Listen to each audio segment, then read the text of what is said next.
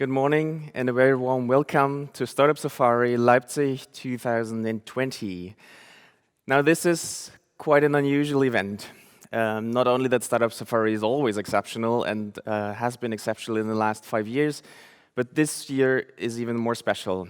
And I know that you guys are gonna guess that what is different, because usually at this kickoff, at this event, we would be in a big hall, sitting all together. We would be cheering each other. There would be entrepreneurs, there would be investors, there would be students, there would be people from all over the country. But now we can't be together physically, at least. And that's why we improvised. I guess you all know I'm going to take you in a short time travel, because like if you remember 2 months ago, that was the moment where we had to decide, okay, what do we do?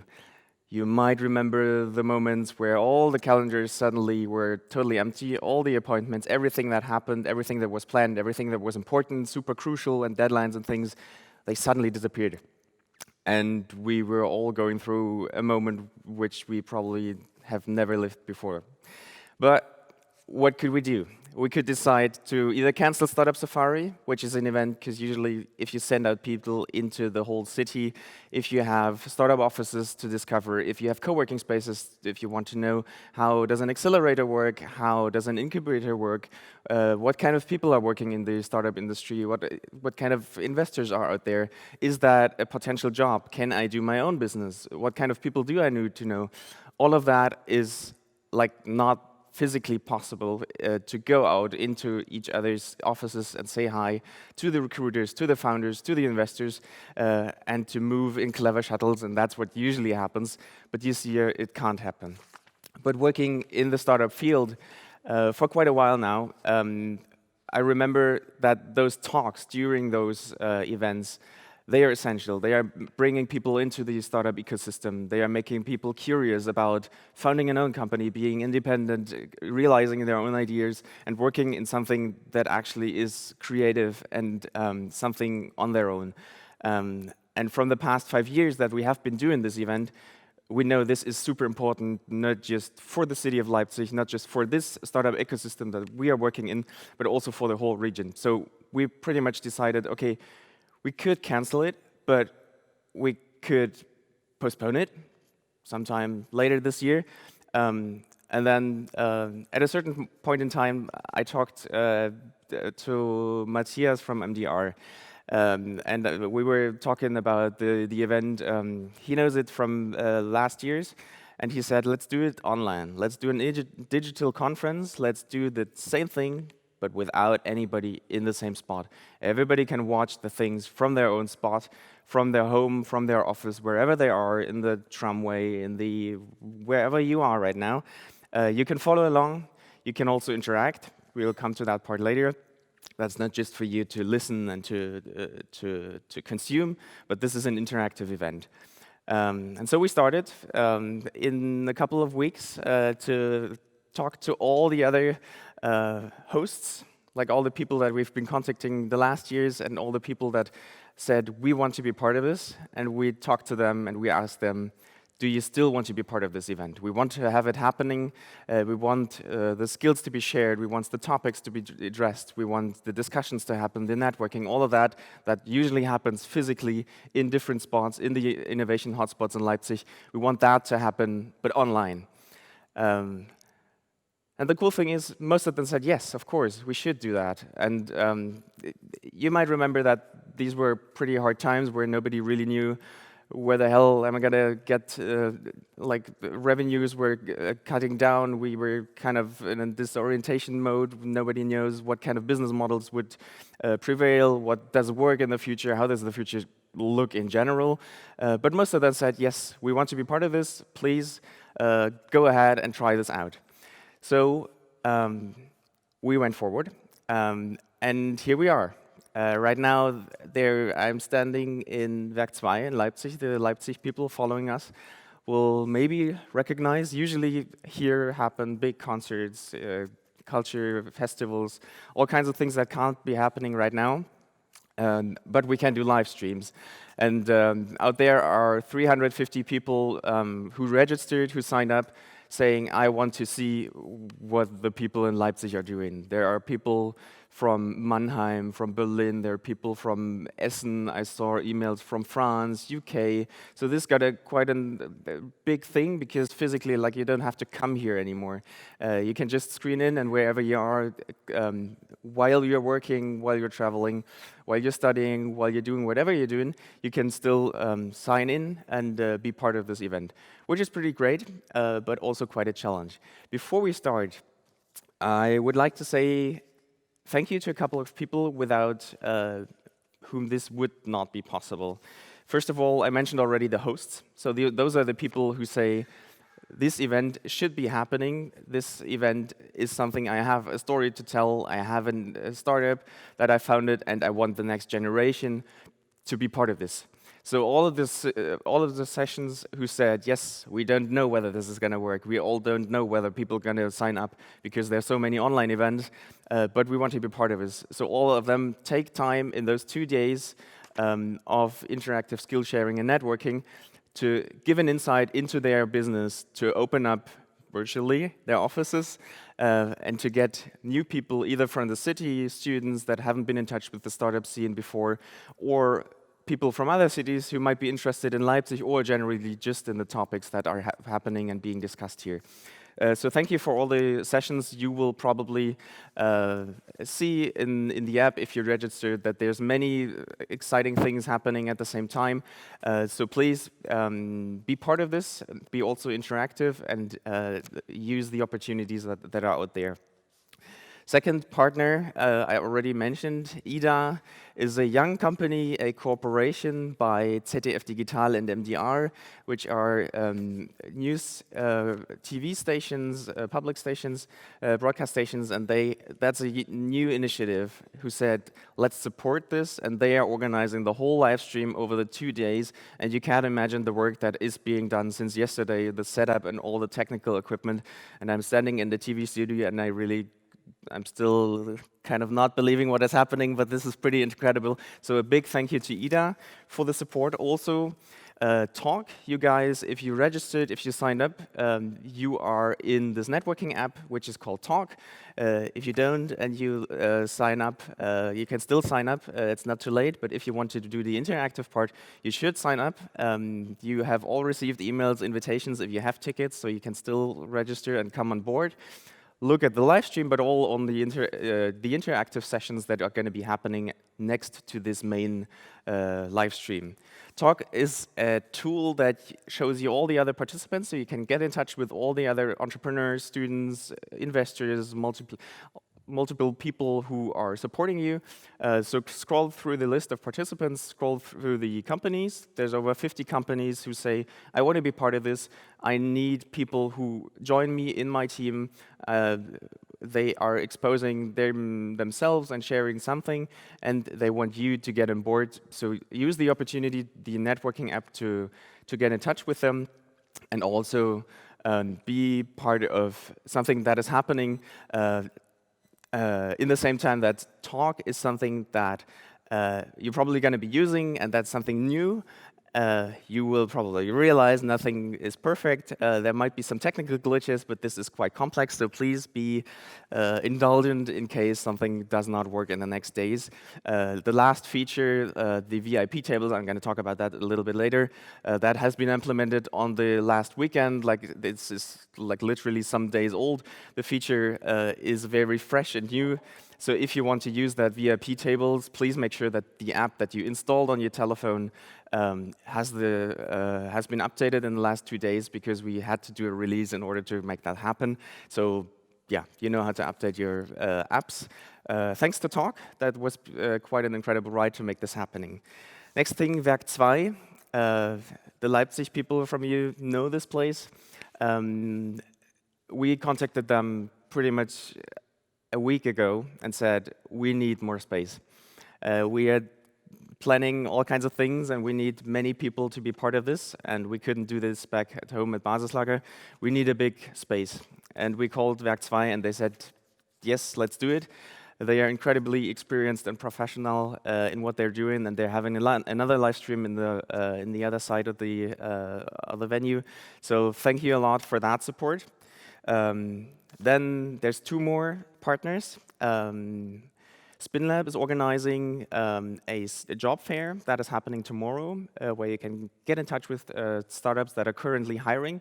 People that want you to get on board, you can talk to them in a one-on-one session. You can book a 10-minute slot. That is in the VIP table section. So if you head in the app to VIP tables, you can see all the participants of the job fair. And on any other one-on-one session, if you want to get in touch with an investor or somebody who helps you with funding, there you can book them a VIP person and talk to them on a one-on-one basis. And then last but not least, I would like to say thank you to the whole Startup Safari team, which has been working incredibly. And this is serious, a great shout out to my team, who is not only capable of running an awesome co-working space at Basislager, but also able to make this happen in a couple of weeks, and then very, very grateful for that support. Thank you, guys. Let's hope that everything goes right in the next days. So that is for the introduction. Now, you're not here for listening to me, I guess. You're rather into you want to see the panel that is coming up. You want to see Rafael, who's coming up. There's lots of people happening in the next days. So without further ado, I would like to transition slowly to the first main point of this event. And I'm very happy that he agreed to be keynote speaker of Startup Safari. He's a very special person. Also, like, we tend to contact people who are in their office very freshly and have something to say, and they have ambition, and they have also the power to change something. And when we contacted him, I wasn't really sure how to contact people who are as important and as cool at the same time as Rafael. I mean, he is in charge of scouting disruptive innovation for the federal government of Germany. So you might imagine that he's quite a busy man, but still he agreed to give us a 15 minutes keynote. And I'm very happy to have him with us. I hope that the line, we tested it before, I hope that the line to Cologne is still there. And I would like to say hello to Rafael. If he's already with us, yes, there he is. Welcome back on stage. Greetings from Leipzig. Great that you took the time. I'm very much looking forward to 15 minutes of the Director of the Federal Agency for Disruptive Innovation, Rafael Laguna de la Vera. We're very much looking forward to understanding what your understanding of innovation is. Go for it. Thank you. Thanks, Marco. Hi, everyone in Leipzig. Hi, everyone in front of your screens. I guess you all got some Zoom blues in the meantime after 2 months of doing this remotely. In a way, these almost post-apocalyptic times are quite interesting, I think. And they probably foster some disruptive innovation that we haven't even thought of. They surely prove the point that the internet seems to be working fairly well. I mean, that we can do this remotely would have been unimaginable 20 years ago, for sure, or maybe even 10 years ago. So I was tasked by the German federal government to build an agency, which is somewhat a European version of DARPA, which you may have heard of, the Defense Advanced Research Projects Agency in the US, that has brought us wonderful things like the internet, which was called the ARPANET when it was invented, when ARPA was still ARPA without the defense in front of it. But also it fostered systems like GPS that eventually made smartphones possible and gave us the stuff that we all use as if it was always there. Germany found that we're pretty good at doing science. We science the shit out of everything. We're patent champions. We invest on a federal level 18 billion euros, 18 billion euros every year into the science institutes like Fraunhofer, Max Planck, and the universities. And then on a state level, again, probably the same amount. So we're not spending little money on science. If you compare that to other countries, it's a lot more than most are doing. Also, when you look at the number of patents, we're really good. Also, our economy is strong. I mean, we got huge enterprises, but also small family-owned businesses, lots of them, which is the envy of other countries because it's a very stable system, not just depending on a few megacorps, but also having, a broad set of small companies that create the wealth that we got in this company. Now, what we don't have for 75 years now, which is amazing, is disruptive innovation that has changed markets which are in this country, which contribute to the economy, which contribute to the society of Germany. We're still living off the inventions of 100, 120 years ago. I mean, back then, we were the pharmacy of the world. We built what's now the automobile industry. We invented the automobile. Then Ford took over, created a monopoly. That was sort of the Google of the times. But then a lot of car companies were created in Europe and in Germany specifically, which eventually became the world market leaders. Now we see that invention in those fields, like electrical cars, we didn't do so well, right? We're looking at this rocket man who's also building the electrical cars, who's a real disruptor. I mean, he's disrupting industries like the rocket industry, and now he's disrupting the car industry. But he's a South African who has moved to America to do his thing. So in a way, we don't seem to be good at using the innovation, even if we make it, like, for example, MP3, which has changed the music industry and which has given Apple a second life, right? Or which has created Spotify. We invent the technology, which is part of that disruptive innovation, but unfortunately, we don't foster the benefits of it. We're not creating this new industry inside the country. So the government said, look, this is bad. We should change something, and we should do something differently. And me, myself, is sort of that example. I mean, I am an entrepreneur. I started my first company when I was 16, a software company, which back then, it was in the 70s, was a different thing than today, you can imagine. And did a few of those, became an investor in the 2000s, became infected with the open source virus when I invested into SUSE Linux in 2001. And since then, for 20 years now, I've built my own company, Open Exchange, Dovecut, PowerDNS, these things, good open source stuff with a couple of hundred people that are doing well, trying to sort of tell the world that the only way forward in digital is open source. That's the only way to create trustable systems. Now, being out there loudly regarding this, I guess, gave me an ear in the federal government. And they called to help them design this agency, design the Agency for Disruptive Innovation, which will have a budget of about €1 billion in the next 10 years. Right now we have 150 million for the next 2 years or so, or 2.5 years, and then we will have a run rate of 100 million every year to invest. Now, whilst designing this thing, I kind of fell in love with the idea. And to be honest, I enjoy technology. You see my background here. Unfortunately, that's not really in my office. That's from a guy called Bernd Uhlmann, who runs the only analog computer museum with all of these machines working, by the way, in the world. He's one of those inventors, and I'll talk about this in a bit, that we really love. So that's the kind of stuff I really like. That this is cool technology, but it's not only about technology, it's also about social innovation. I mean, we are going through interesting times. The distribution of wealth is not working so well anymore.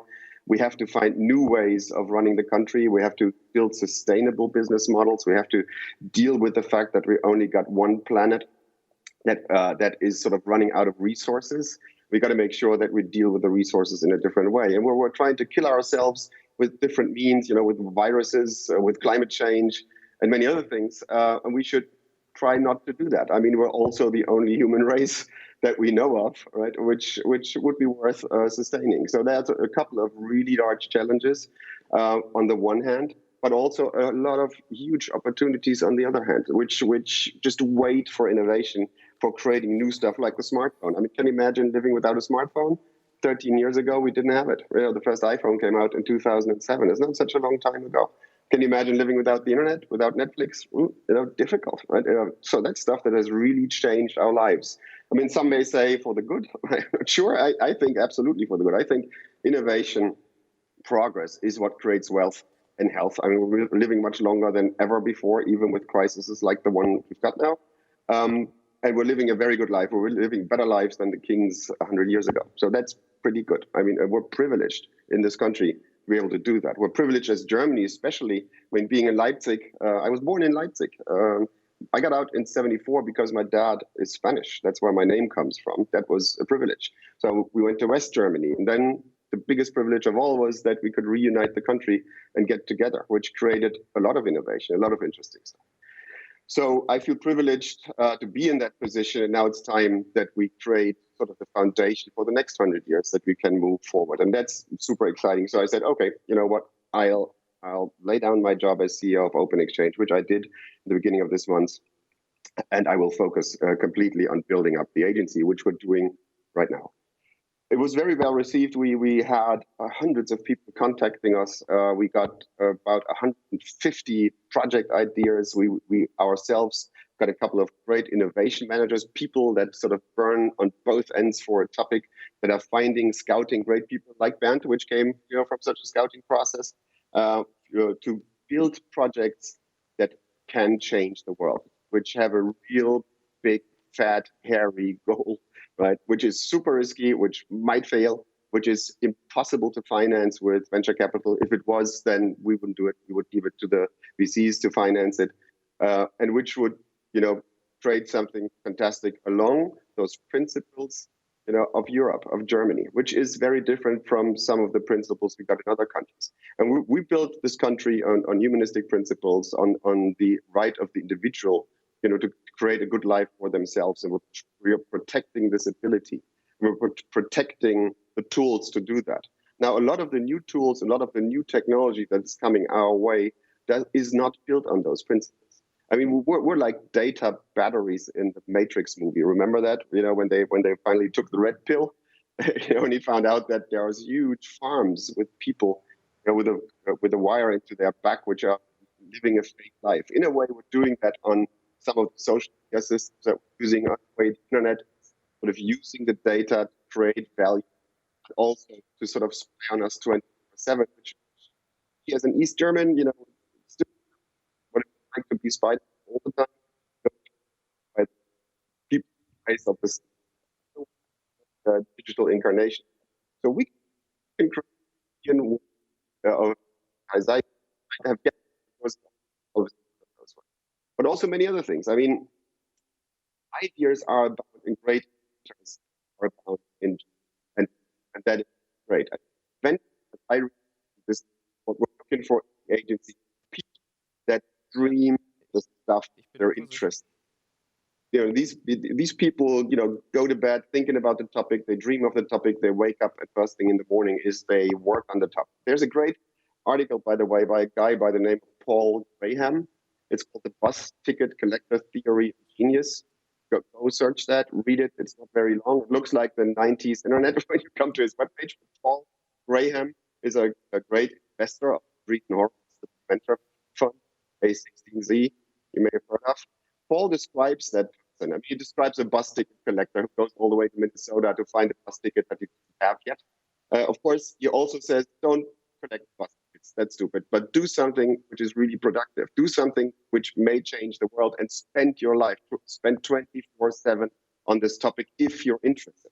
And if you're lucky enough to be smart enough, and if you're lucky enough to be on a topic that might actually change the world, you will be the world-class expert on this topic. And this is the kind of people that we're looking for. And this is the kind of people that will be very successful in their lives. And we want to make sure that you are. We want to make sure that this idea gets a chance to get realized. We're trying to take away boundaries that exist. Germany is not an ideal place for startups. I mean, venture capital is not, we're maybe a fifth to a tenth per capita in venture capital compared to the US. Stock exchange for mid-sized tech companies is not very good either. But we live in a great country with a lot of talent, with great networks, great cities, great government. And we're really happy to be in Germany in this corona crisis, to be honest, and not in some other countries. So there's lots of advantages. And here we are as a SprinD agency based in Leipzig, by the way. We will find us a nice office, maybe like Werk 2 or Baumwollspinnerei or one of these nice places, to be around and to be available. We're also available on the internet. You find us on Twitter at SprinD, SPRIND, it's called Sprunginnovation Deutschland. That's how we got the great name. German Sprunginnovation. Wonderful word. We just make them as we need them. It describes what we're trying to do. Innovation actually means incremental improvement. Invention means going to a different level. So we called it Sprunginnovation, disruptive innovation, or frog innovation or something, to show that it might be lots of small incremental innovations in there, but combined to a package that creates something really disruptive that will change our lives to the better, that will change markets that exist, that will hopefully create a lot of wealth for everybody in the country. Like I said, it's not limited to technology, although this looks like, I'm a technology geek. I am indeed. But technology is often part also of social innovation. But it may be, innovation at all fields that improves the lives of the people of Germany. So, if you're a student, if you're planning a startup, if you have a great idea, just have it.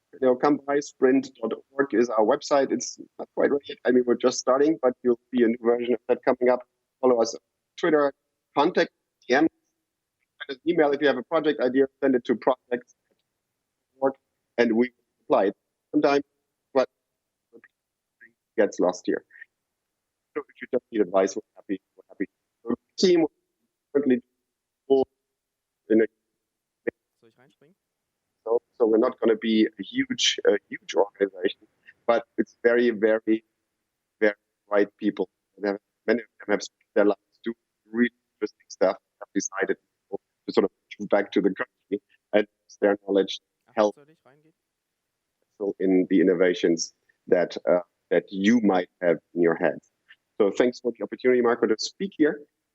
I guess now switching over questions that you might have, just straight from your heart to answer everything.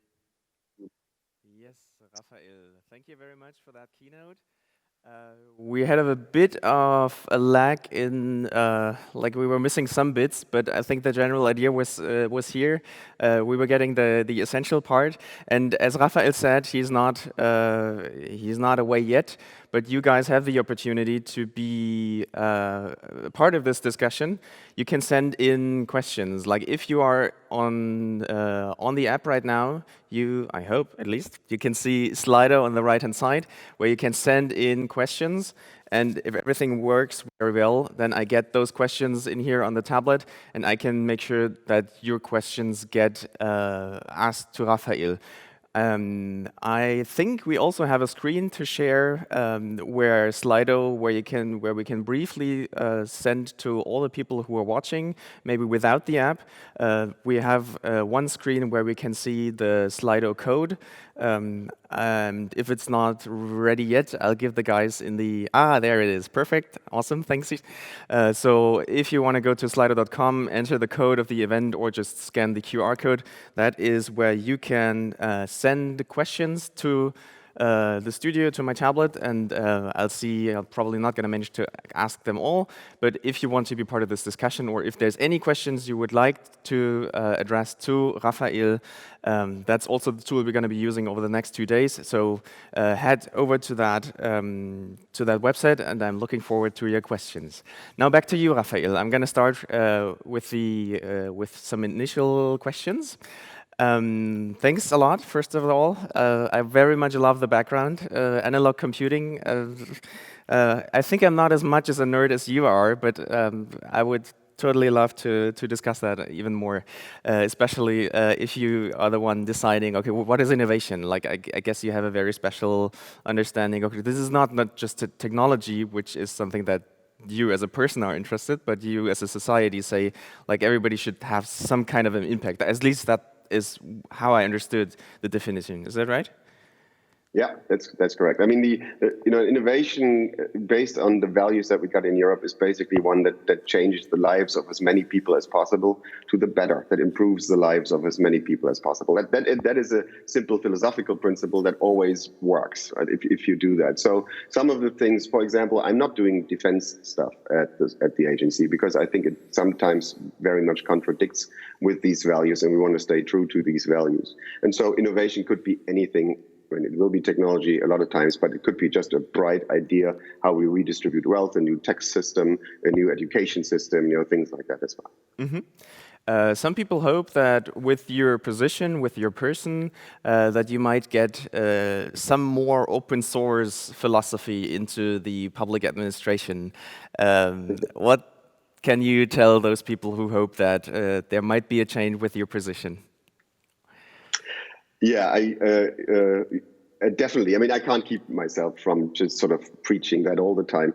And my life definitely has changed when I got called into the job and got this visibility. And now I became, I mean, I'm a government employee now. Who would have thought that, right? Yeah, I'm sorry about that. The federal government of Germany. That's a new feeling. Now, let me give you one example, what would have never happened to me without being in this role is when the CDU, the party in Germany, the leading party in Germany, called me to come to Leipzig for their annual meeting in I think it was November or December to speak 1.5 hours about basically open source.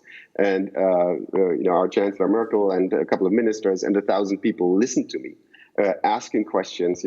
How the digital world will continue to create wealth inside Germany and inside Europe, how that works. And obviously I explained to them that we've got to find a European way of this digital world and how we, that is based on the values that we have, that creates products that are competitive with what we're using right now. I mean, I'm using Skype right now, which is an American product, obviously, even though it started in Sweden, but then Microsoft bought it.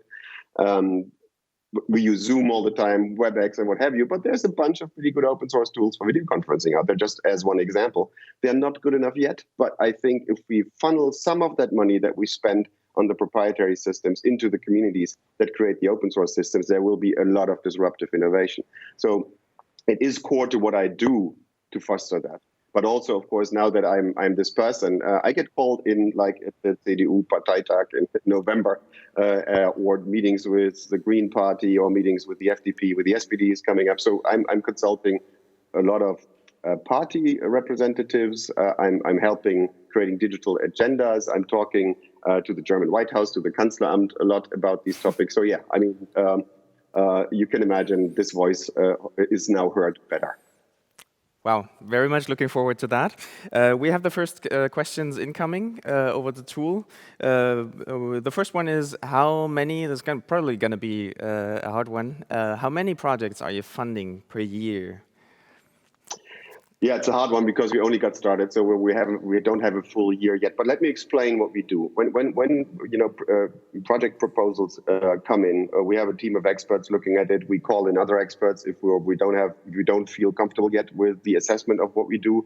Of course, we can only fund projects that have this disruptive potential. So a lot of even good projects, will maybe be put into some kind of store, because sometimes disruptive innovation is created, or actually most of the time, disruptive innovation is created by combining innovations that by and in itself are not disruptive, but combining them into a package, into a technology, into a business model, what have you, then makes them disruptive. So we put some of them to the side and say, let's see if we couldn't find something to combine it.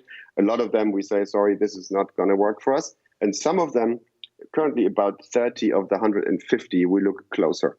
And if we find that this has potential, we usually ask the proposers to work a little more on the idea, create an MVP, or create a little more, do a little more research on the topic, or we may be calling in some research people to help them, dig a little deeper, and we put down, a few 10,000 or maybe 100,000 or even 200,000 euros into these projects. Of those sort of initial fundings, we will probably do 20, 30 a year, I guess. We don't know yet, but the run rate is probably that. Now, once this money is spent and the research and the development of the idea has reached a point where we feel comfortable that this might be something big, we actually create a company around this, which will get funding in the millions, which will get access, to all the science institutes, to politicians if required. We can change laws if that's necessary to create a disruptive innovation. To the economy, you can speak to any CEO in the country. We have access to that, so we can do more than just money to start these projects. Of those, we'll probably do 5 a year, I guess. So it's 30 initial funding, maybe 5 that make it to all gates, which get the big funding. Question coming up from Jens, who sent in a question. You mentioned earlier that Germany is not a good place to start a company, which is obviously something that we can discuss, if that's true or if that's something that might change.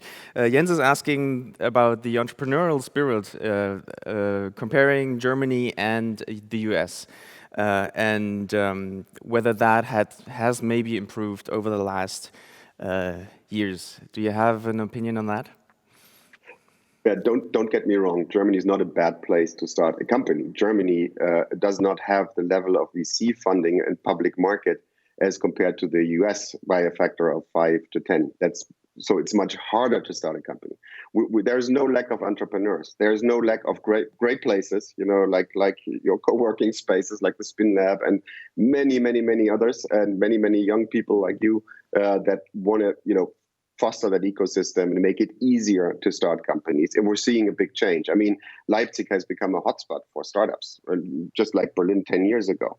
And we're seeing that throughout the country. So no, Germany is a great place to start companies. It's just harder to get funding, and we need to change that. That would be another disruptive innovation, right? If we change the financing system and create easier access to capital. And maybe that crisis may help actually accelerating that process. So it is going on. We got great efforts that help that. And if you're interested, go to the Wirtschaftsministerium, look up what startup funding is available and what programs they're setting up. They're really good. But it's not enough yet, and that needs to change. Lack of people, no. We got brilliant people, and I'm in this position. I'm a very happy person to see lots of these people, coming by. Lots of very young people, which burn for the idea to create to create a little company around their startup and to change the world. So no, that's not the problem. Thank you very much. Then there's a question about the time frame. Like the company was founded in October 2019, right? Yeah, in October we went to the Neue Rathaus in Leipzig and signed the deal. It took us until December to get into the official register, because it took us 6 weeks to get a bank account. Right? Welcome to Germany. There's some issues here. Here we go. And actually, Sparkasse Leipzig was not capable of giving us a bank account. Hello, Leipzig. So yeah, December we started. We got the first funding in January. I became employee number 1 on January 1st with half of my time. And now in June, it's going to be full-time, and we're building a team. I have a bunch of very nice colleagues, which, helped already in July when this idea was announced, sort of the Sondereinsatzkommando Laguna, they called themselves, to get going. So now we've looked at 150 projects already. We funded a bunch of them with this initial funding that I mentioned. We'll be setting up a great board and a great expert boards. We already have a network of maybe, in the meantime, 10 people, which are brilliant people, which help us look at the project. So even though we're only 1.5 employees right now, or maybe 2.5 tomorrow, we're already going forward quite well.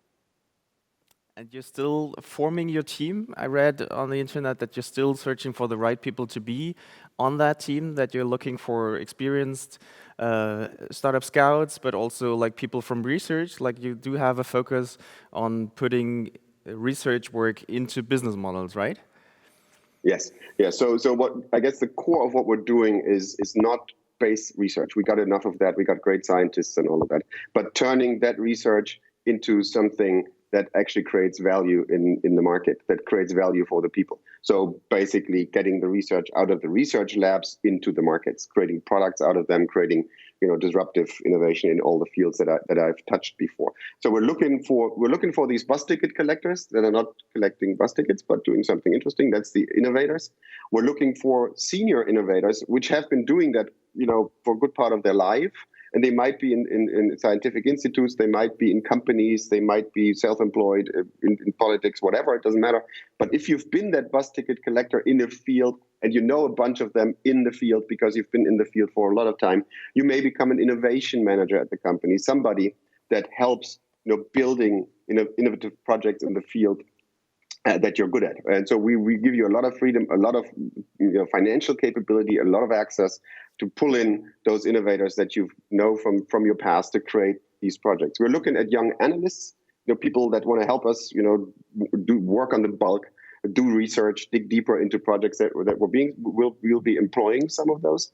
We're also looking for staff. We're setting up office in Leipzig, but also we're a remote company. I mean, with my background, obviously, we did not, we're not creating a lot of paper, but instead we're distributed all over the place. Actually, we got one woman, Nicola, working from Australia.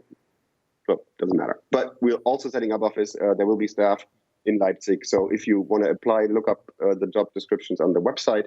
And if you have ideas, like you said, project@sprint.org or Twitter will help you find us. Perfect. I'm going to take one last question from the audience. There's somebody asking about the concept of economic growth. You talked yourself about sustainability, about limited resources. Is there a different model behind that, or is that in the current thinking of economic growth? Is that possible to rethink about the use of resources and all of that? Do you have a personal or a professional, or does that align in your opinion? Oh, yes, in many ways. I mean, first of all, we have to change the way we look at numbers. I think we have to bake in the cost to the environment. So if we create a lot of CO2 with our product, that should be like a cost line in a spreadsheet at a realistic value that helps us deal with the excess CO2 that is created. Or many other examples. We need to think cradle to cradle in our products. So we should not stop somewhere saying, okay, this is where my cost valuation stops, but we should think to the next sort of life cycle of that product, of the new version of that product. And all the costs of that, including the recycling of the old product, should be factored in. There's a lot of, which gives me a lot of hope. There are a lot of initiatives of very, very bright people that now want to create funds, like venture funds, that only invest into fundamentally ecological products and companies, that think cradle to cradle, that have a positive impact on the environment and that change the world for the better in that field. Because people actually are also changing their consumer behaviors. If you have the money, you try to buy biological food. Right? Unfortunately, it's still very expensive, so that should change so that everybody can afford it. So we're sort of voting with our money what kind of world we want in the future. So I see a huge economic opportunity in providing these products, and that is things that we're looking in deeply. So it's not about sort of this sort of do well kind of, we call it Gutmenschen thingy, which is great. I mean, I like people that do good things. It's a economic reality that we're dealing with, and I think it's a huge economic opportunity that we should reap the benefits of. Okay, I have one last question, if you permit. You were talking about the example, I think it's the most striking one, about MP3, like that we're very good in inventing things, in having new things, but we're not good at making business models, turning them into something sustainable around it. And you write on your website that you want to keep the economic benefit in our country. Do you have any idea of how to do that? Yeah, it's a big topic. First and foremost, obviously, when we invest into projects, we make sure that these projects happen here, right? So that's an easy way, because you say, look, here's the money, here's the access to everything, but you got to stay here. You don't need to be German, right? You can be from anywhere in the world, but you come here to Germany, we do the project. I mean, you can come virtually, you don't have to come physically, but the project is being run here. The intellectual property that's created stays here. We can make that sure with the money. Now, if a project is super successful, now there are many things that might happen. I usually use this picture of a rocket. Just imagine building this first stage of the rocket with the rocket engines, and on top of it is a second stage. Now, most rockets blow up on the launch pad. Right? Or they don't go up at all, like SpaceX yesterday because of the weather, but hopefully it doesn't blow up. But when you look at the history of, for example, SpaceX, you see a lot of rockets blowing up. Now, that's going to happen with projects as well. Now, if we succeed and the rocket actually launches and burns the first stage, which is now in this picture that I'm using, the agency, us, and now we switch to the second stage. Now we're letting this boat off the harbor. We're firing the second engine. Now, if that second engine takes the rocket to the US or to China, that's bad, right? I mean, we want this rocket to go straight up the way it's supposed to go and stay here and create something big here. That's something that will be, individually different, because we don't know, what the next second stage of that company is, but it's part of the task to make sure that there's either additional big financing, hundreds of millions for something that really works out, which is coming from here and stays true to the principles of the agency, or it's another company, that already exists here that now collaborates strategically with what we have invented. We might take this thing public in the German markets.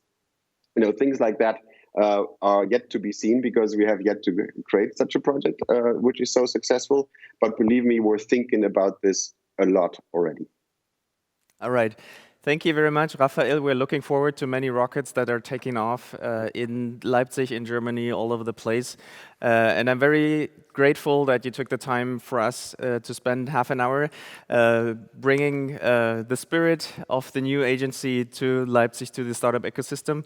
And we're looking forward to lots of cooperation in the whole country. Thanks a lot to Cologne.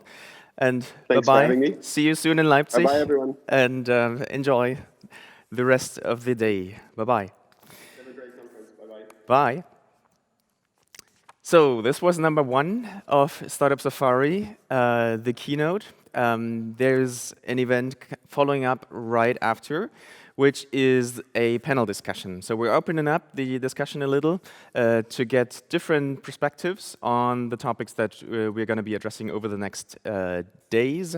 And the whole idea of this discussion is to give you as an audience, as entrepreneurs, as students who want to build up things, as people who are in the startup ecosystem, the opportunity to address questions to people who are in charge of funding programs, who are VCs, who are investors, who are in charge of public programs, to kind of take a review over the last year, because we have been talking in a different setup, but we have been talking last year together. And in this discussion, we would like to see maybe what changed over the last year, what got better, what got worse, how can we deal with the current situation, and also you will have the opportunity to address wishes or suggestions via the same tool. That is for the second half of the discussion, but later on we'll be able to take your questions to the people sitting on this podium. So now we're going to present the people who will spend the next hour with us. I'm very happy to welcome Sören Schuster with us. He is somebody who we know from at least 2 times, I think, Startup Safari. You've been with us before, and you're with us again. He is the CEO of Technologiegründerfonds Sachsen. He is a VC manager since 1996, and he is now the managing director of an early stage fund for technology startups in Saxony with a ticket size of 1.5 million up to 5 million. Is that correct, or do you want to? Yeah, we start much earlier. The ticket size is microphone. The ticket size is from some 100,000 euro up to 5 million. So we have invested about 80 million euros during last 12 years into about 80 companies. You can take the average, but it tells you nothing. So we have a lot of companies financed with some 100,000 euros, and the maximum financing we have provided, it was 4.5 million in one single company. Yeah? Perfect. We'll talk about that in a minute. Take a seat. We will keep going. Number 1, we'll round up the tour to the promise was to have different perspectives. Number 2 is Clemens Schulke. He is initially from Magdeburg. Oh, there he is. Okay, we are coming from all the directions. That's good. Welcome on stage. You're initially from Magdeburg, Yes. and you studied law in Leipzig. You did an MBA at the HHL, and you're now head of the Department of Economic Development in Leipzig. So you are responsible for the prosperity of the city with many other people, but we are very much looking forward to your ways of seeing how the things evolved since last year, because you have been opening up Startup Safari last year at SpinLab, and now you're back, and we're very much looking forward to see what changed since then. Welcome on stage. Me. Yeah. Have a seat. Then we have Kerstin Wilde. She's a research associate. Welcome. Good morning. Welcome on stage. She coordinated Smile Network, which is, the Leipzig people know it. All the others from the outside of Leipzig is a network of universities and supporting young people by entrepreneurship programs. She's done that from 2011 until 2014. She is currently researching circular bioeconomy. She's a member of the Green Party, and she's consulting government agency with respect to innovation systems and transition processes. So she's working somewhere in between. I think you're always shifting between the research part and the public part and the politic part. And I think you have a very good overview. You've lived all over the globe. You've seen many different cities and innovation systems. And we're very much looking forward to what you think of the current situation in Leipzig, in Saxony, or in Germany in general. So thank you very much for being with us. All right. I'm going to have a seat as well. We were thinking of having some more people, but as we are spontaneous, we will just deal with what we have, because we have different perspectives. We have the investor's voice, we have the society voice and research voice, and we have the public administration, and we still have in mind the general federal perspective from Rafael. You all followed the keynote, I guess, from the side of the stage? You could follow? Okay, so you know. Perfect. I'm going to start with you, because you were with us last year, and I'm very much looking forward. Actually, when you were talking at Startup Safari last time, that was right after you started working, right? Is that, like I said, we have a tendency to get involved new people, like you were new in this office. I'm very interested in what changed since last year. How would you describe your first year in office?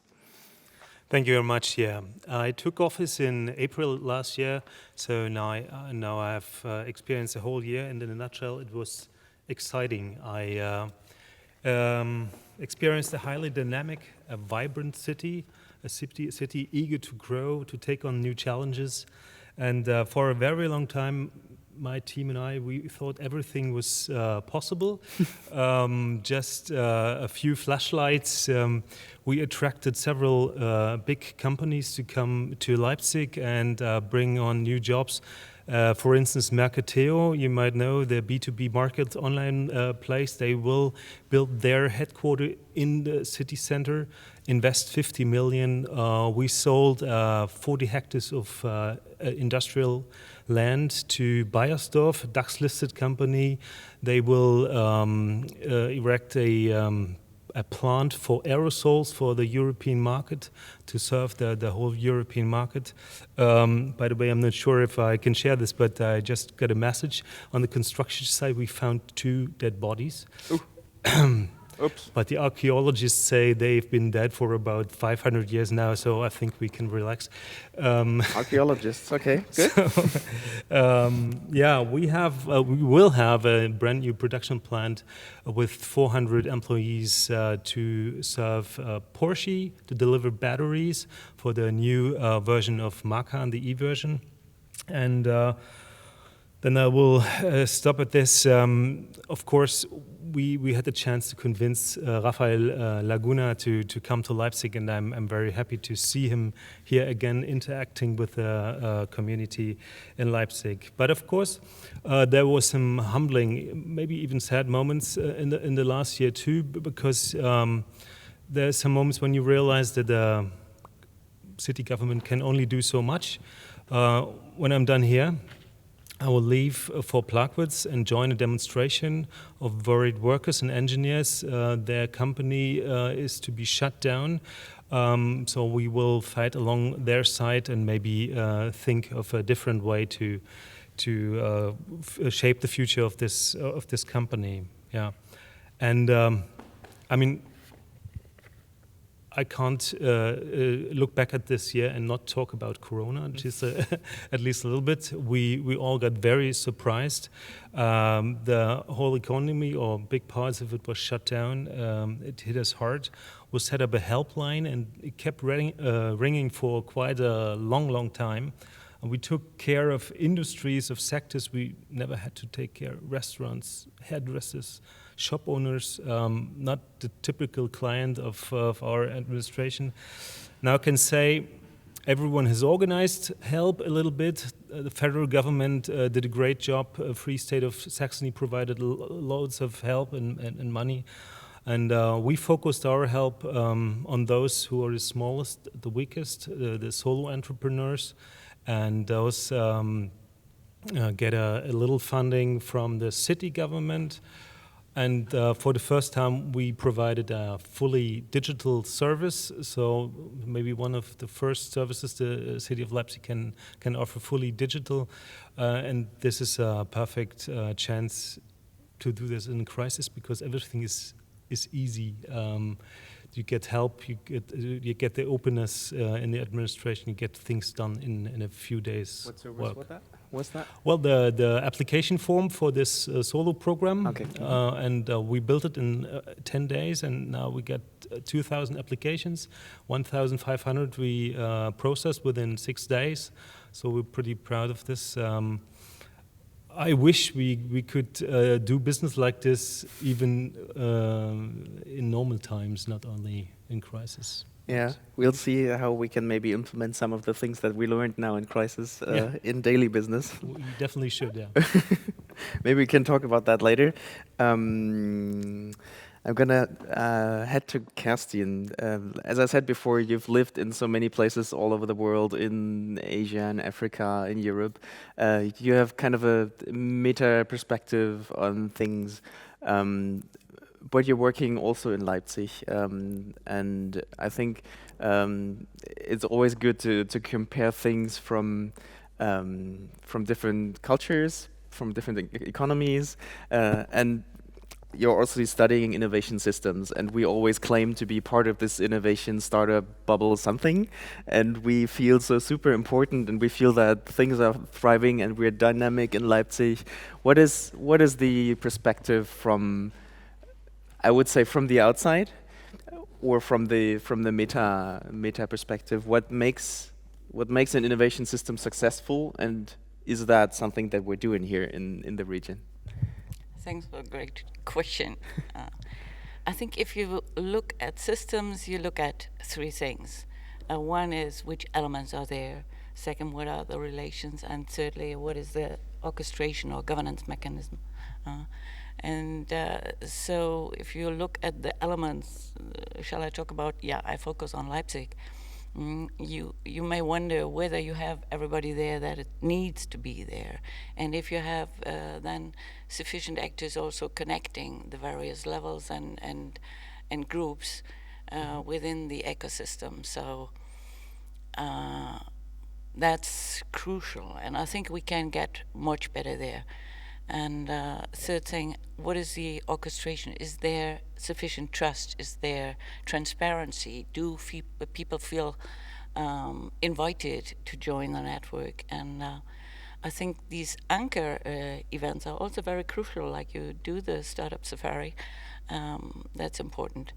Mm-hmm. Our innovation system is rather strong normally in Germany. It's one of the worldwide bests, I would say. Okay. And to make it going in Leipzig or in the larger area, including Bitterfeld, Wolf, and whatever, up to Dresden and the Lausitz, that's really a challenge, and we can get better.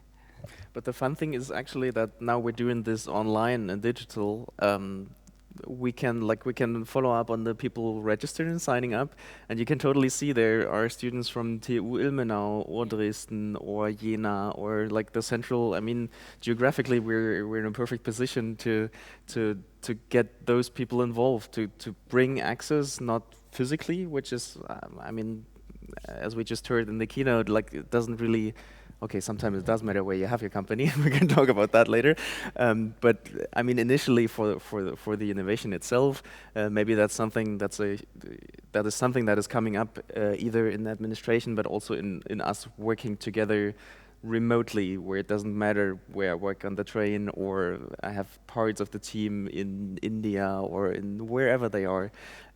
Is that something, I mean, that was happening before, but I guess that is something that is increasingly important in successful companies, right?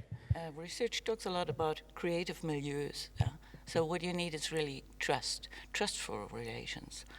Because then only there is the openness to really think about groundbreaking things, not only a little bit of improvement. But we have to admit that in Germany, I mean, the strongest part of our innovation system is really the Mittelstand, the so-called family businesses who do not do groundbreaking stuff, but they, from the expertise, the really deep expertise of their knowledge, they come up with incremental innovations, and that's what keeps our economy growing. Yeah.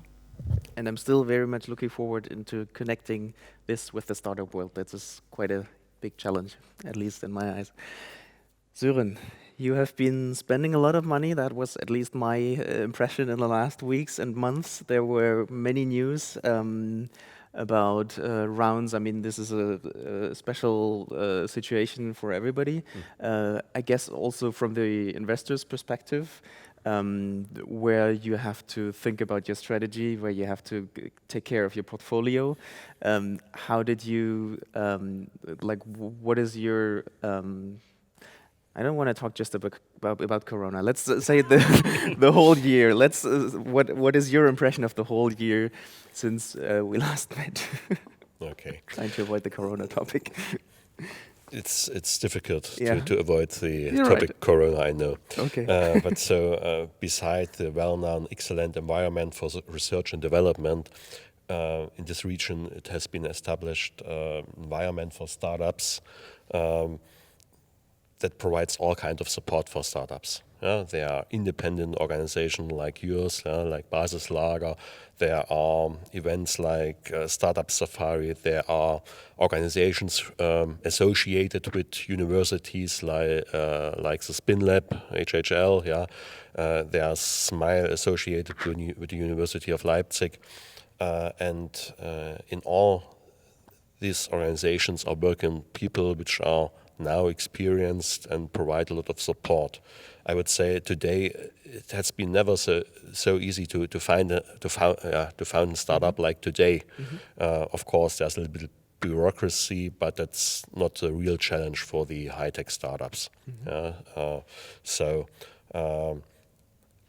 important point that has been improved is startups are accepted and supported by the by all kinds of politicians, by the state of Saxony, by the city of Leipzig, and there are people who understand the importance for the economy.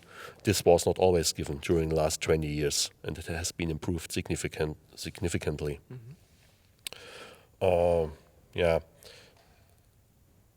Today we have some entrepreneurs which are already experienced and support the next generation of entrepreneurs. This is a fact. And as you have mentioned, we have distributed activities. Not only a company with an office in Leipzig and a second office elsewhere in the world, but we see more and more companies with staff and team members distributed all over Germany, all over Europe, all over the world. This is sometimes a challenge for the organization of these companies. Come back to Corona, we see digital organized office working.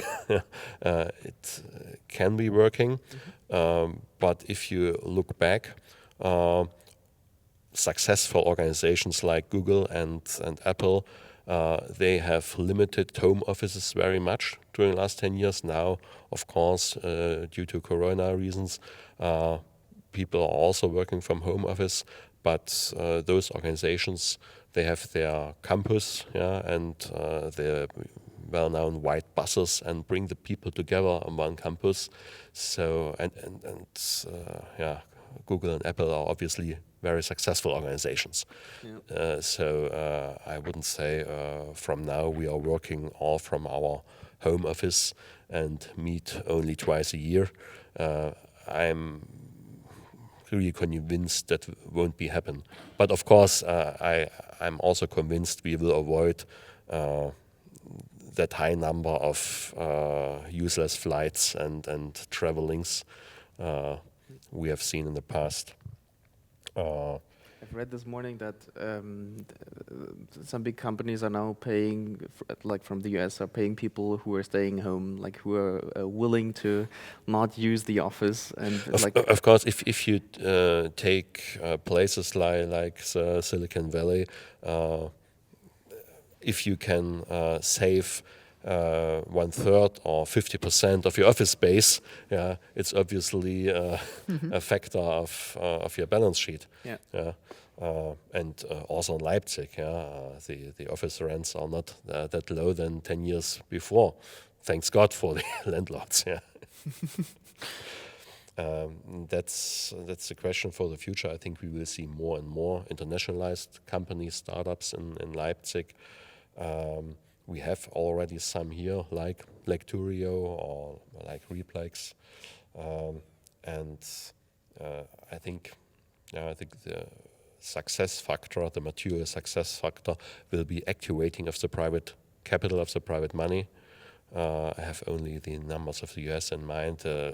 US venture capital funds have raised more than $250 billion during the last 2 years. So these $240 billion will be invested during next 5 years. So I don't have the numbers of China or other companies in my mind, but this is a benchmark. Not everything you can solve with money and more money, of course. But usually the developers of a startup company, especially if you are looking for seniors, they need their paycheck every month.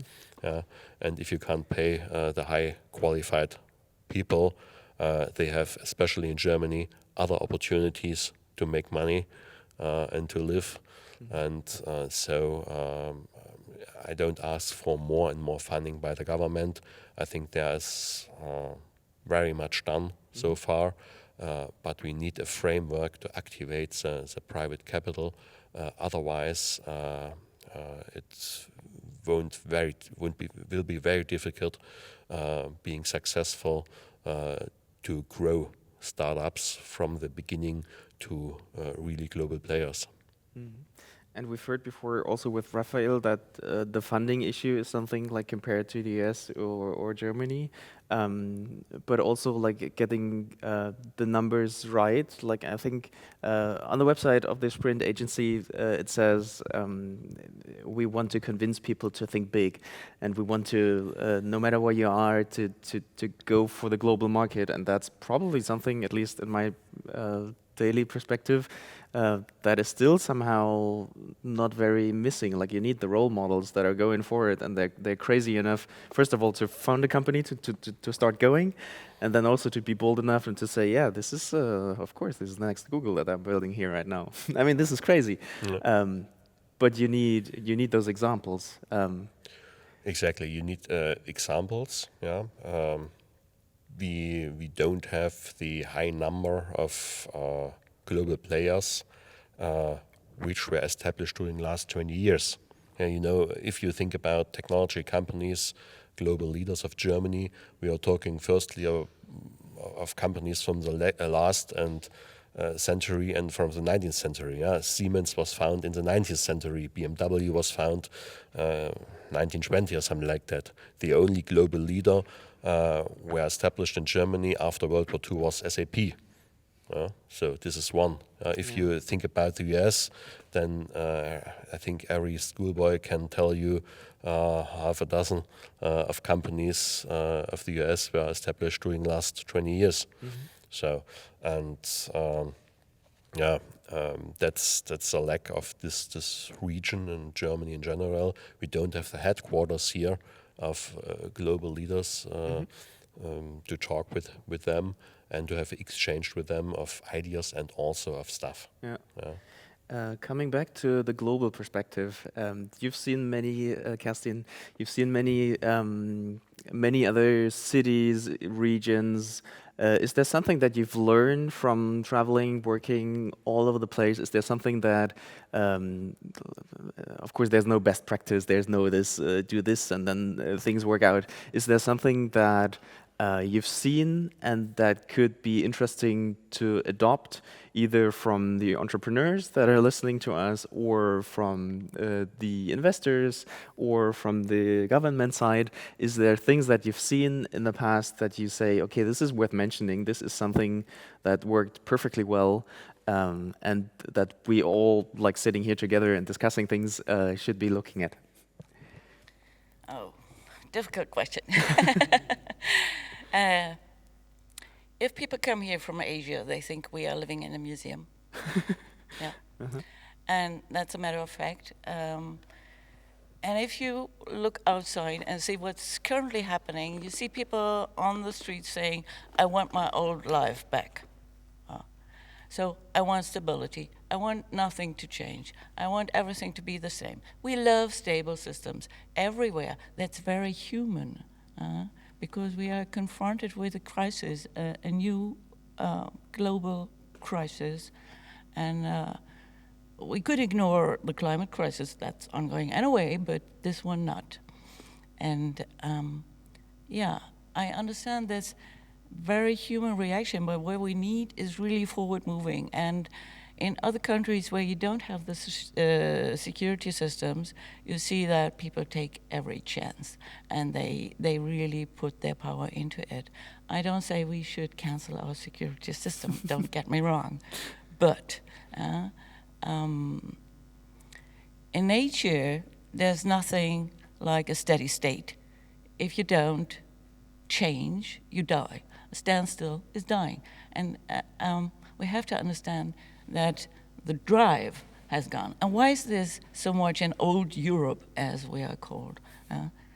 Well, there have been power networks also established. And it always breaks my heart if I see young, talented, or very ambitious people who are stuck somewhere just because they can't get the resources to break through. They are held back by the old guy networks, let me call it that way. And especially I would like to see women in Europe, which are currently still missing there.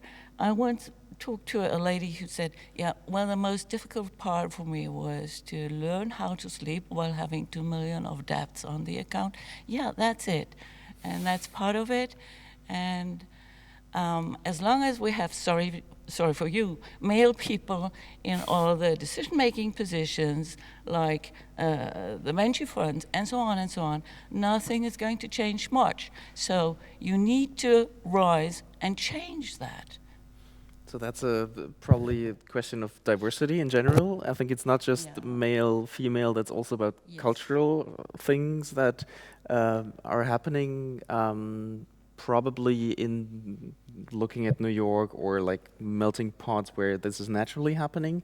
And I have a feeling that Leipzig in this region is still the place where this is happening a lot compared to other surrounding cities, and that we still have to fight for that. At least that's my perspective. I don't know if you have any numbers or any ideas of how many people are actually coming to this city and like bringing a new influence, and then actually having this attitude of every cultural exchange is like is something that we should value, and that we should also start to feel comfortable with instability, like to get out there and to say, okay, there is no such thing as certain things.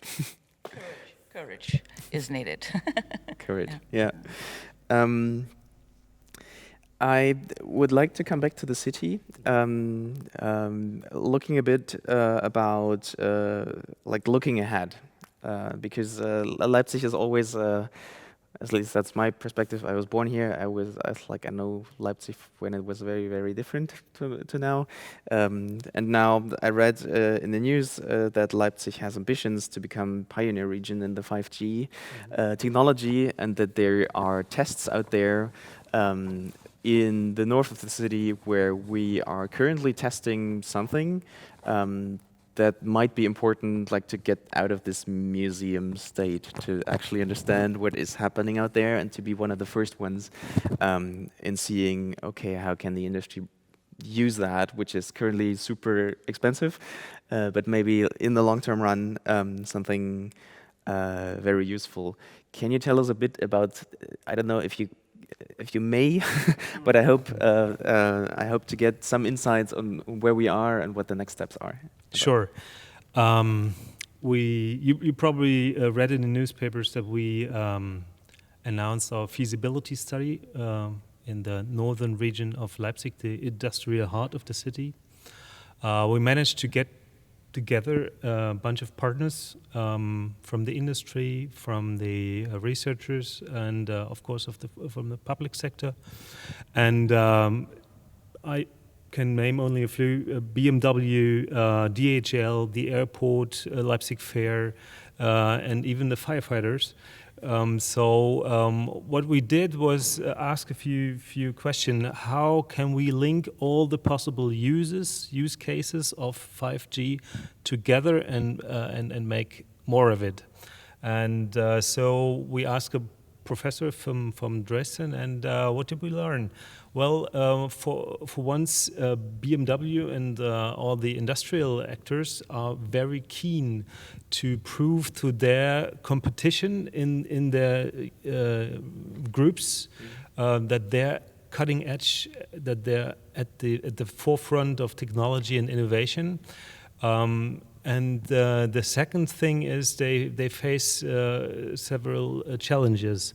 What they could do is to set up an intra-campus network, so they can move around vehicles inside their factory boundaries. But this is expensive because you have to set up your own infrastructure. As you said, 5G is still a new technology.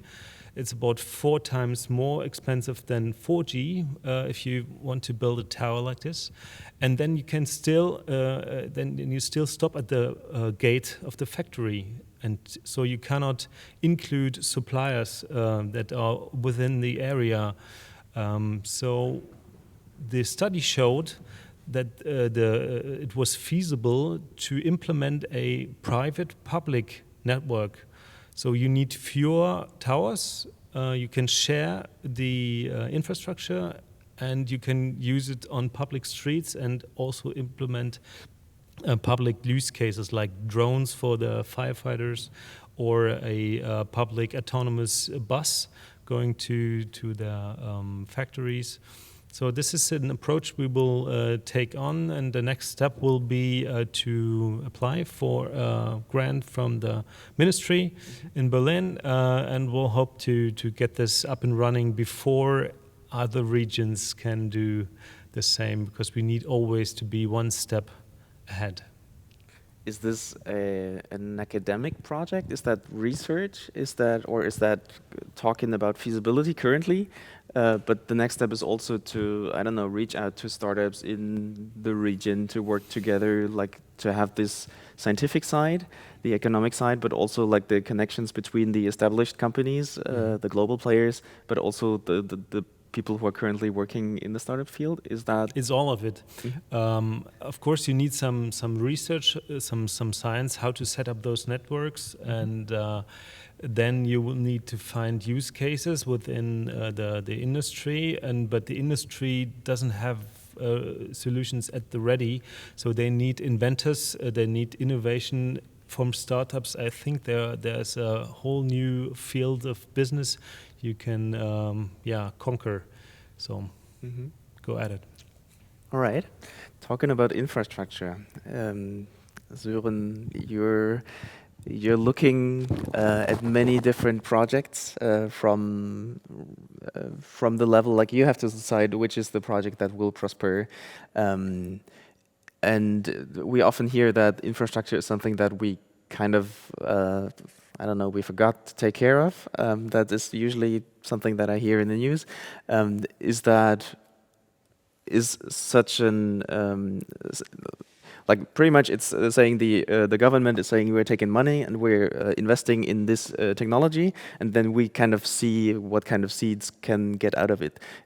Is that something that is useful as, let's say, okay, we are building new autobahns everywhere, or we are building bridges or something? Is that like the current infrastructure? Is that what we need to get ahead in high technology research and startups? Yes, of course. We need this. Yeah, we need the basics. So I need train connections from Leipzig to Dresden to Berlin to Chemnitz to everywhere with high-speed internet in the trains, and that's a basic. Also the autobahn provided with without the famous Funklöcher. Yeah. So. We need budgets without restrictions of the weight, yeah, and all of us know bridges in the regions, yeah, where the speed limit is increased every year, and people don't understand why the bridge is not rebuilt or something like that. That's all the basics. And of course, such feasibility studies and model regions for latest technology like 5G are highly appreciated by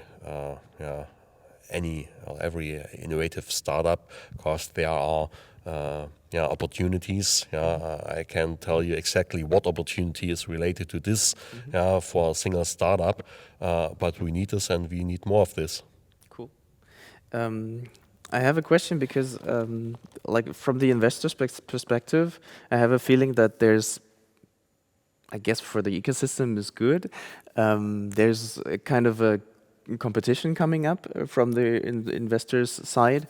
There is new initiatives coming up. I don't know if it's competition, you're gonna tell me. But like for quite a while, we have been saying, okay, we need more money in the region. We cannot compete with other parts of Germany or of the world. But now there's this SprinD Okay, they're also Germany. They're not just working in or investing in Leipzig. SpinLab has a new fund which is called Smart Infrastructure Ventures. They are also an early stage fund. They have a very strong focus. But do you feel that there is some kind of an energy that is in this market that you suddenly say, okay, this is an interesting startup, and suddenly there's 2 or 3 other people who are in touch with them? Is that something that you feel, or is that too early to say? So if there is a startup today, there are always people around. Yeah? The question is there an investor who is prepared to put some million euro on the table before the company makes some million in turnover?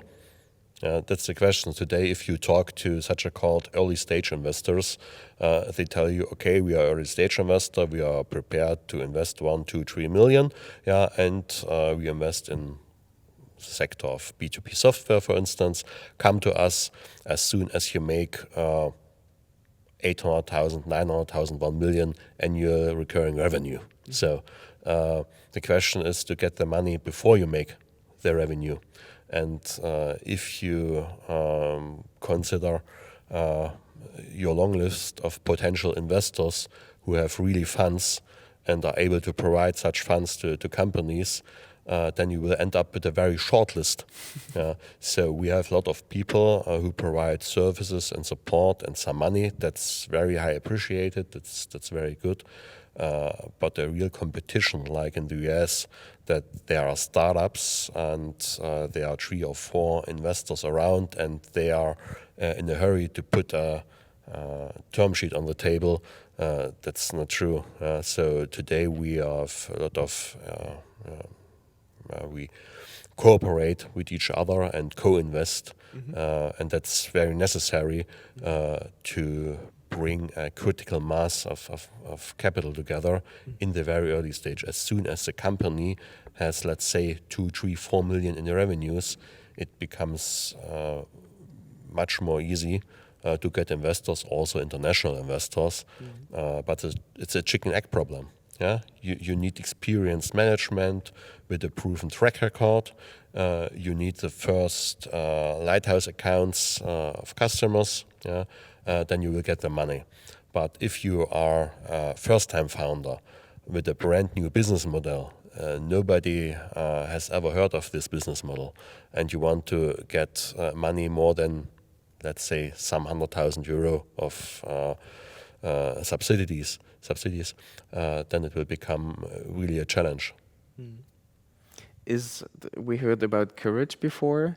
I don't know if talking about investors is having courage, is that the same, at least in my perspective, you're looking at numbers, you have a certain gut feeling as well, and then you take a decision on not just you, but the group of people who decide, okay, this is looking interesting, and then you have a score sheet, I guess, and that's how I imagine your work.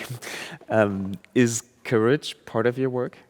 Yes, of course. Of course, courage is part of my work and the work of my colleagues, and also of our investors. So we invest money from the Sparkassen, the local saving banks. Actually, that's not their main business to invest equity via a fund into startups, and they are very encouraged to do this. And of course, we match this capital with governmental money from the state of Saxony and the European Union to have our fund who is prepared to invest. Courage is essential part of our daily business life. Yeah. Okay. I am slowly transitioning to the Q&A part. So if you guys still have the Slido page open, it's the same code. And here we go. It's the same QR code. If you want to join this discussion, if you want to address certain questions, please include who you want to address the question to. That makes it easier for us to decide who can answer.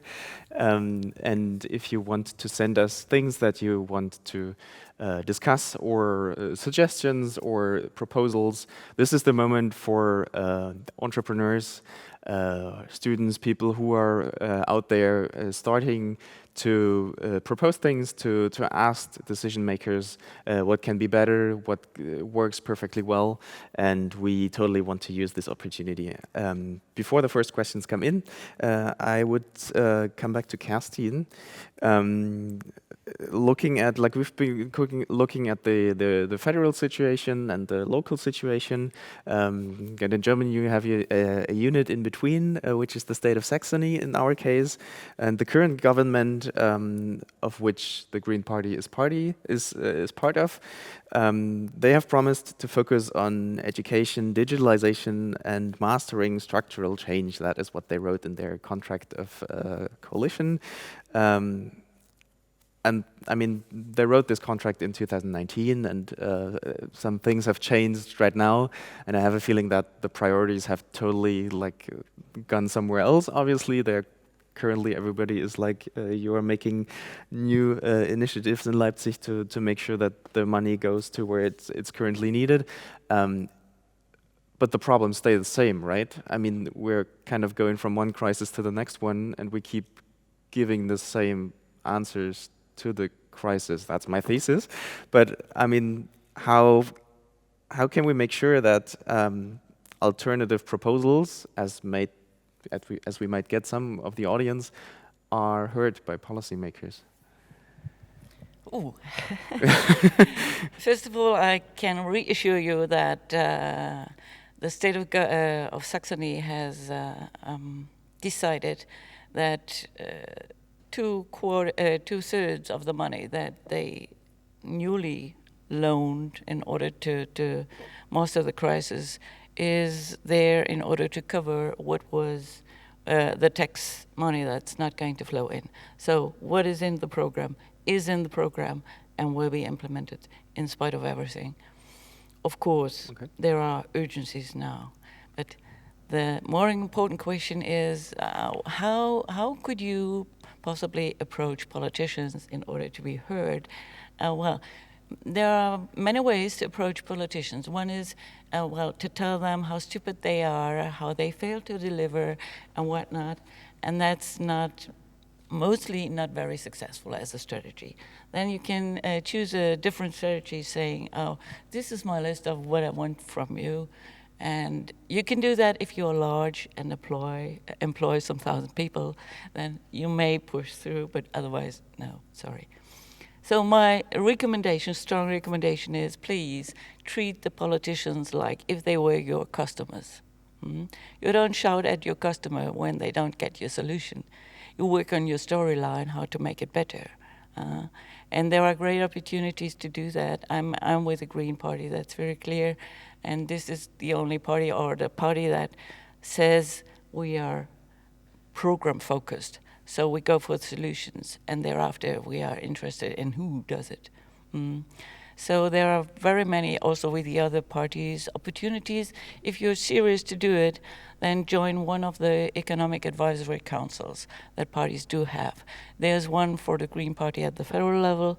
It's under development, so to say. You can approach Gerhard Liebscher in the government of Saxony, or you can go to the city council and approach Sophia Kraft, which is a very competent expert of ours and very keen to involve So that's pretty much saying economy as well. Become part of it and like no, you don't have participation? to be part of the party to be part of the consultancy committee.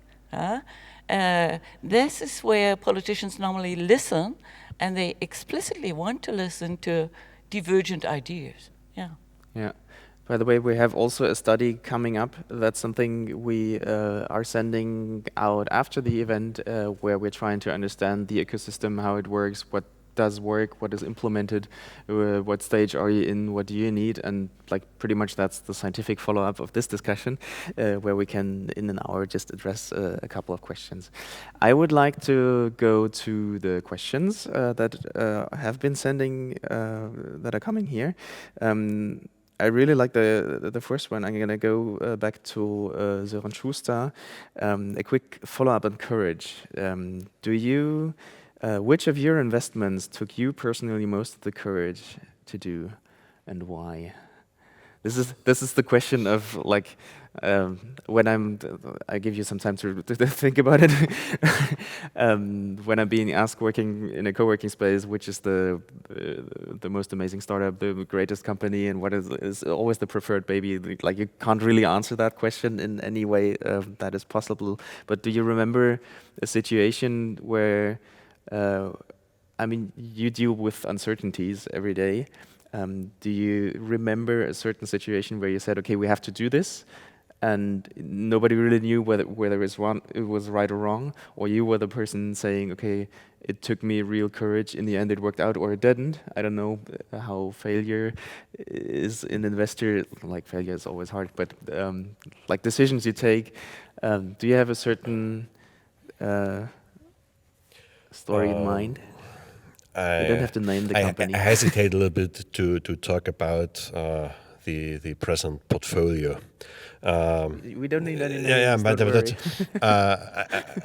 I give you an example from a crisis. It was 2001, after the Neuer Markt was broken down, and nobody wanted really investing in companies, and I was working for another venture capital fund, international company, and I proposed to invest in a small startup in Zwickau, Saxony, and my British colleagues told me this is not a place to found an IT company, forget about.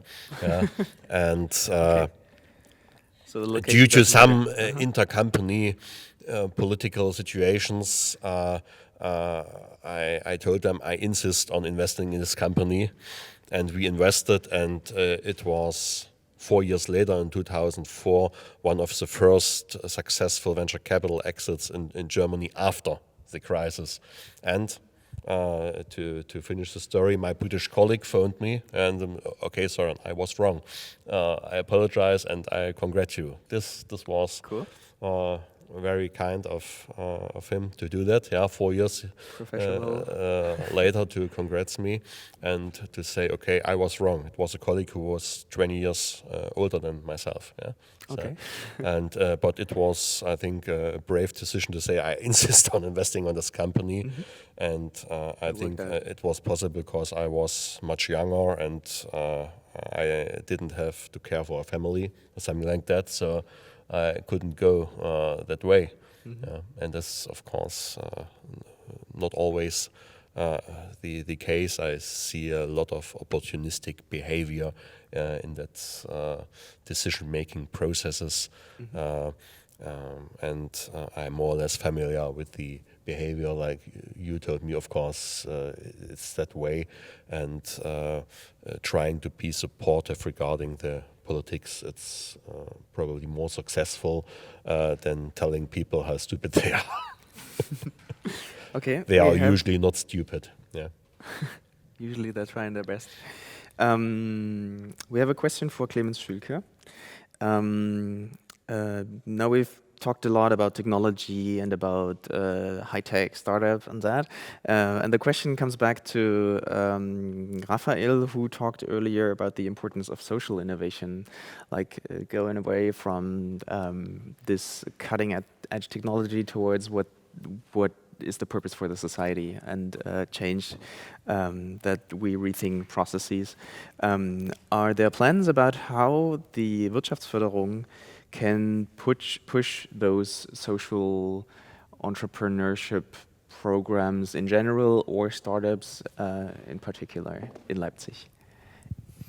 In fact, this is a subject that we are interested in, and we support a yearly event together with HHL. It's a public value award where we invite young companies from basically all over Europe to showcase how they can connect business and social well-being. And in fact, it shows that there are examples who can successfully unite these seemingly contradictory approaches. And we are thinking about how we can support this even more. At least we will. This year we probably cannot have this event due to the Corona situation, but we'll definitely continue next year. We already found new partners, and also we think about how we will set up maybe a new program to support these kind of businesses. Cool. We have a question, thank you. We have a question from Ulrike, and she is asking, I'm not sure who she's asking, but I'm going to read it out and we'll see who can reply. Only 5% of founders are women. What can be done to attract more women as founders? Capital access networks encourage, that is suggestions, I guess. Capital access networks encourage the entrepreneurial thinking between women, I guess. Is that a question you would like to answer? It's a super tough one. It's a real mean question. Is it? That's like the $1 million question, yeah. How do you really do it? But we see that where you have more gender balance, more diversity in government offices, wherever you are, then you see also that women feel that's more natural to be there and to be in this environment. So it's I don't believe in very specific programs targeting specific target groups. I've been working with the OECD on integrative entrepreneurship.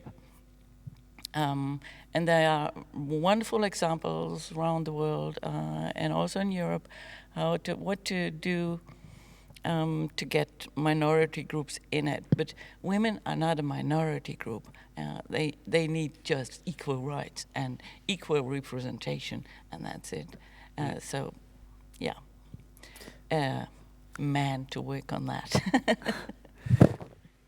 It's funny because they are like questions are coming up towards the same topic. I could bring them in, or we can. Do you want to reply directly? Yeah. So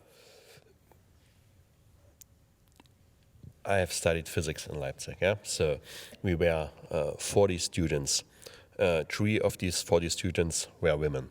Yeah. So and during my professional career, I financed high-tech companies. And as a representation of women was in that MINT studies, yeah, so in mathematics, informatics, physics, yeah, so was a representation of women in the business plans I have seen. So I think you have to start much earlier in preschool and school to encourage young girls, yeah, to play with cars or whatever, and in schools you have to encourage them to being more active in mathematics and informatics and things like that. I don't have another solution. Yeah, otherwise they won't found a digital company 20 years later. And I disagree, because I've seen studies showing that more or less the same amount of women, or much higher amount of women now starts studying these subjects, and then they leave after 1 or 2 semesters. Why? Because they can't stand the culture. Yeah. It's not about they are incompetent. It's about the culture that reigns in these traditional male domains, sorry to say. There's a question coming up, same topic, with an example that the percentage of women heading startups in Latin America is much higher than in Europe. It's a question for you, like it's addressed to you. Why do you think that is, and what should be done about it? I mean, we're talking about the same issue, but do you have a comparison with different parts of the world? Is that a German problem? Is that something that is internationally the same everywhere? Or have you seen different solutions to that? I mean, I try not to discuss global cultures and the pros and cons. That's really a hard topic. In 2 sentences. No. no, but... what kind of business is this? Yeah, there's a lot of entrepreneurship in Latin America, in Asia, in also in Africa, but they are not moving. So that's survival business, most of it,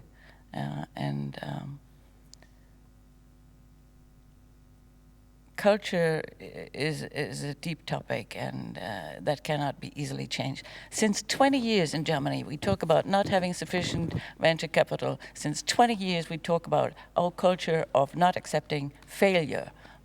What did we change since then? Not much. Some laws, but not much. Yeah. Sure. Yeah, so this talking about lack of venture capital or equity in general, it's not only a question of culture, that are fundamental economical questions. So if you're talking about venture capital, there's inside capital, and venture capital business and venture capital investing is purest form of capitalism. Yeah, that means more or less you need more capitalism. But during last 20 years, you have in general society more or less a discussion: do we need more kind of socialism? So this is a big thing, a clutch of cultures. In the US, the pension funds I think they are the biggest resource of venture capital funds, and I think the retired people who have pension funds who are invested in the well-known companies like Google and Apple, they have not the worst pensions, obviously. And so people, if they look at their pension plan in the US, they look automatically to the stock exchange and also to the venture capital investments. People in Germany, they are discussing regarding their pension, how is the pension system created by Bismarck today modernized to be adapted on the modern world? It's a fundamental question of economy of our society. We have 3 more minutes before we have to wrap up, and I have one last question for Clemens. With regard to the startup ecosystem in Leipzig, how do you intend to promote the city and the region as an R&D location? There's an example. Bayersdorf, for example, is production only, and probably how do we get that's how I understand the question. How do we get more in the advanced research in the 5G? I guess is part of the answer already. But how do we get into the research and development sector even more than we are currently? I would add. That's my. Firstly, I would like to agree with the question that this is a challenge for Leipzig, because we have a university that is mainly focused on non-MINT subjects, and it's a bit of a disadvantage we face compared to other cities in Leipzig. So this is a question I would like to address to to the other side, to the Free State of Saxony. How do you organize research in all the over the country? But we do have HTWK, right? We do have it, yes. But if you compare how many Fraunhofer institutes are there in Dresden and how many are there in Leipzig, I mean, you can take a guess, and then there is a disproportionate funding going on. So I think this is one political question we have to ask. Secondly, what we can do as a city, we try to promote the city as a digital hub, and we applied for this label in Berlin, and we got the award, and now we have to bring it to real life. So now we are a digital city. Now we are a digital city. We have the award, and then it's no. That's not how it works. We do have a great ecosystem. We have research. We have obviously startups. We have ecosystem like this, but we want to get it one step further. We want to renovate the Halle 7 at Baumwollspinnerei, old cotton mill, and build an innovation center and bring together startups, small and medium enterprises, research universities, teaching, and of course VCs, so the money side of the business, all into one building, 6,000 square meters, one giant coffee machine in the middle of it, and we'll hope that everyone is going to mingle and work together, and maybe one or two researchers will have the possibility or will think about stepping out of the ivory tower into the business world. That's what we're hoping. Okay, cool. Thank you very much to all the participants of the panel. Thank you to the audience for the questions, for listening. We have no idea how many people are currently out there. I wished to have a little counter or a number or something, but we'll totally do the research of that. At the end of the day, maybe we can have a review about how many people were interested about what we're talking about. Thanks a lot for joining us here at Werk 2 in Leipzig. We have a little break. The live stream has 15 minutes of rearrangements, and it keeps going at 11. And now this is the official kickoff. So the rest of the day, there's many things happening at the same time. Check the app if you want to participate in something that is interactive, which is not part of the live stream. You have to register. If you did not sign up, then you won't get the notification and you won't get into this virtual room. So please there's a little cross. The plus button makes you registered. And if you want to be part of another discussion, make sure that you register beforehand. Also, please update your app, because you need the most recent version of the app to make the VIP tables work.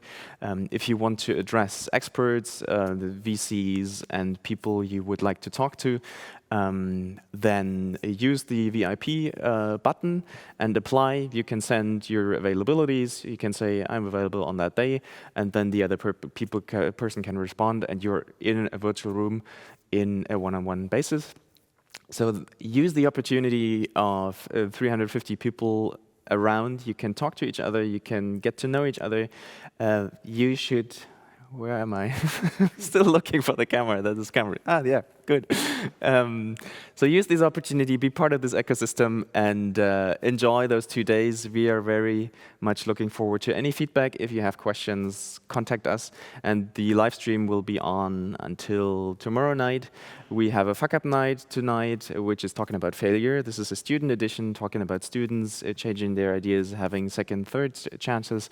There will be a founders pitch contest tomorrow night, all that in the live stream. Thank you very much, and enjoy the rest of the day. See you later.